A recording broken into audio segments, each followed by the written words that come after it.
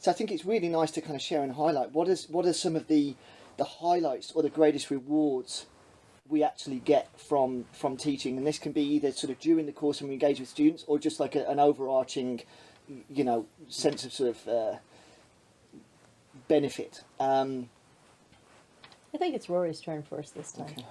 The two best moments recently were watching a lady in her early 60s take a 6'2", multiple black belt, spin him through the air, and soccer kick his head in the scenario training because he went after her daughter.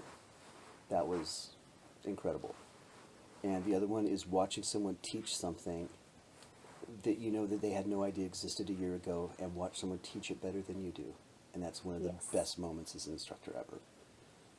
Yeah, I'm going to second that one. Yeah. Absolutely. I think for me, there've been a couple of things. I get people who say, well, you know, have you ever gotten the call from a student who saved her life by shooting somebody? It's like, no. That's not the one that I'm hoping for and living for.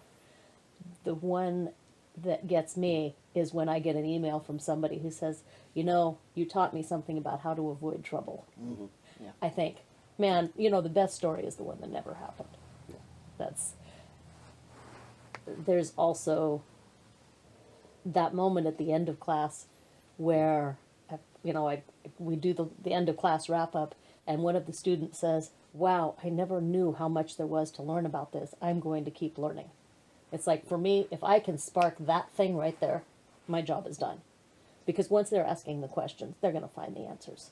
So I think a lot of my job is simply to encourage them to ask the questions for themselves, looking for the knowledge for themselves.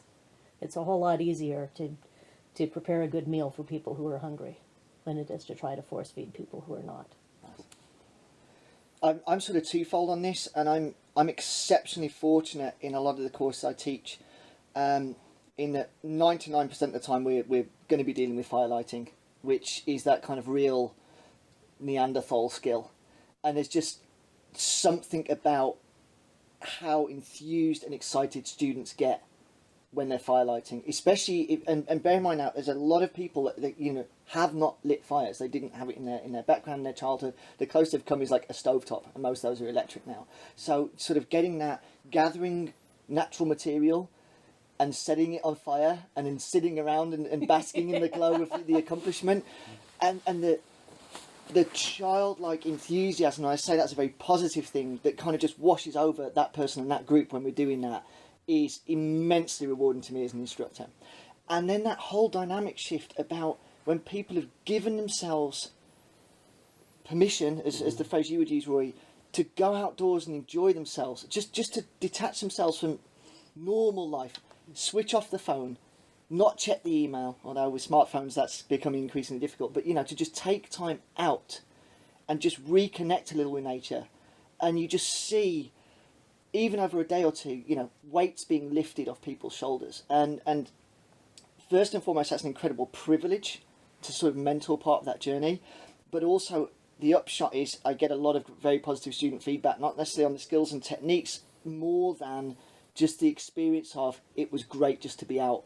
I need to do this more often. And especially with parents, you know, I need to be getting my kids to do this more often. Yes. And it's like, yes, there's huge merit to just being out in nature. The skills are great, the techniques are valid, but just being out is almost as important. And so,